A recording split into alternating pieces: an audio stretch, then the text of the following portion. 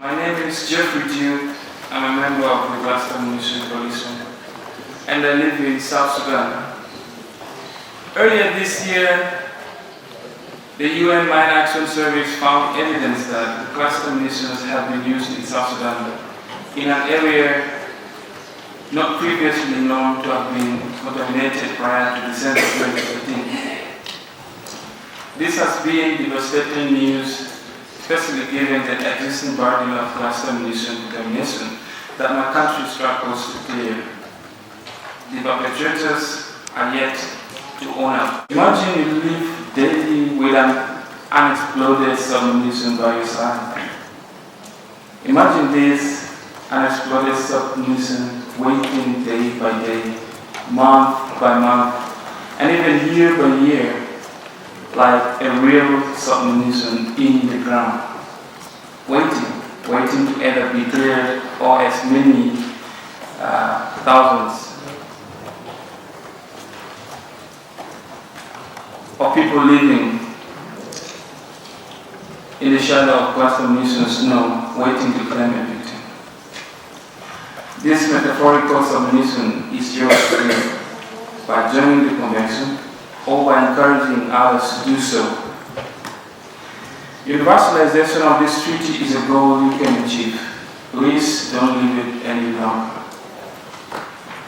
As an indiscriminate weapon, it has been well established that cluster munitions have a devastating impact on the lives of civilians.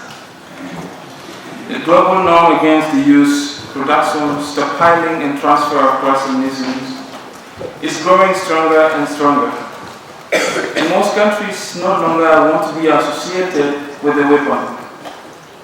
We have documented around 150 states speaking out about use by Syrian government forces, including many non-members of the convention. That is clear proof of the knowledge of the worldwide stigma against this weapon. 113 countries have joined the Convention on Cluster Munitions, of which 84 are state parties. This includes more than half of the countries that have been affected by cluster munitions. Nearly half the countries that have ever stockpiled them, and nearly half of the countries that have ever produced them. Strong commitments against cluster munitions have also been given by many of those countries yet to join the treaty. This is a great achievement just 3.5 years after entry into force. Since the last intersessional meetings in April 2013, Bolivia and Iraq have ratified the convention, and St. Kitts and Nevis are seated. We welcome and congratulate each of these countries and thank them for their commitment. We must, however, voice our disappointment at the slow pace of ratifications and accessions within this last year. A year in which we have witnessed the ongoing use of cluster munitions in Syria, continuing to take the lives of civilians, and the use in my country, South Sudan, yet promised ratifications and accessions have not been followed through. And we now need your action and not just words. Sometimes we hear from you that your ratification or accession process is under consideration, but it will be done soon, and it is at an advanced stage, or will be a third party by the second MSP, the third MSP, by the fourth MSP, or the fifth MSP. And days, months, and even years go by. We welcome these statements of intention and encourage you to continue voicing your support for the treaty and providing updates on your progress. But we also need to see results. We understand that it's due process and that sometimes bureaucracy can be a real challenge. But we also know from the 84 countries that have achieved this state party status, when there is a personal and political will, universalization is a goal that can be met and can be met swiftly. You are also not alone in meeting this goal. many organizations are here to provide support. The CMC, the interim ISU, the ICRC, the treaty leadership, and existing state parties to the convention. Good initiatives have taken place since the last intersessional meeting, nationally and regionally, and we thank the states that have shown great leadership by organizing these initiatives. Togo, Chile, New Zealand, and others. We've seen good results, including the Lome Strategy and the Santiago Declaration, both of which encourage all state parties in those regions to join the convention quickly. We were pleased to work in partnership with you to help deliver these important initiatives. We also welcome the CARICOM statement at the first committee last October, noting the commitment to bring all CARICOM members on board the convention as soon as possible. We offer our support to meet this goal and hope that others worldwide can support CARICOM to achieve this.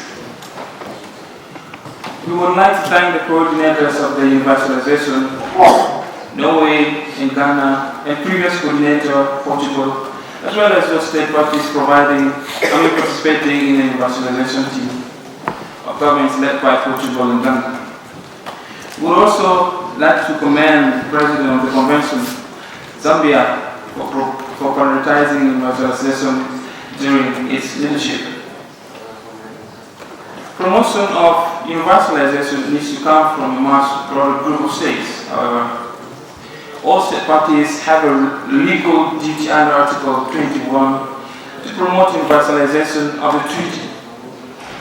You can and should be ambassadors and champions of the treaty, and we will work in partnership with you to meet this obligation. Also, over the last year, the CMC campaign network has continued to work in over 100 countries worldwide.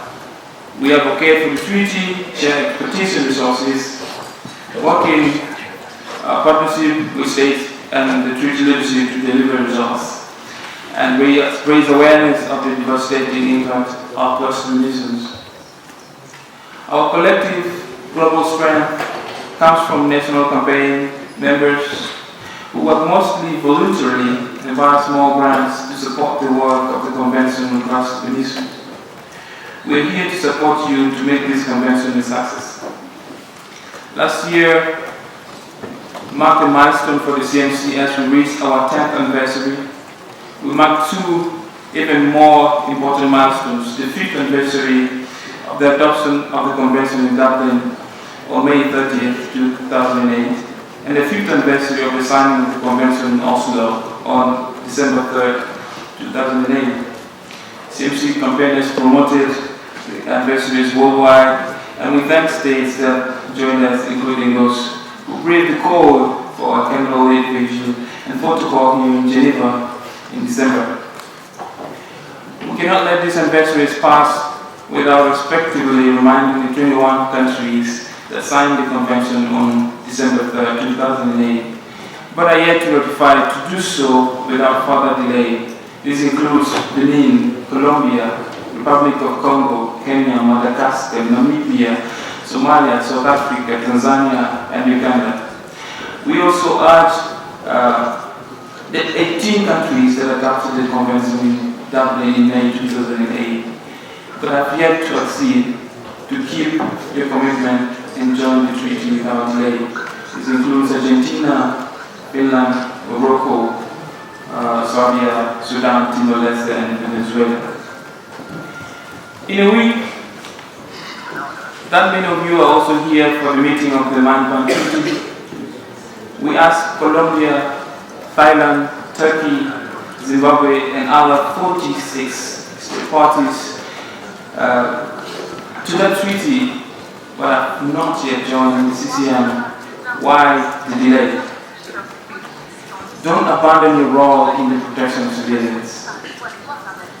When the world takes stock of the treaty at the first review conference in 2015, be a global champion in the protection of civilians. Barring political instability, majority of countries yet to ratify should be able to do so in the year ahead. It is just a matter of prioritization. Equally, we know that a strong number of observer states are in the process of working towards assessment. We're confident any challenges you face can be resolved, and we stand ready to help you. Again, I ask you, please do not leave it any longer. Do not leave the bombs lie there any longer. Do not let new ones drop down any further. Hurry up and join the rest. Together we can achieve a world that is free from the threat of cluster bombs. Thank you.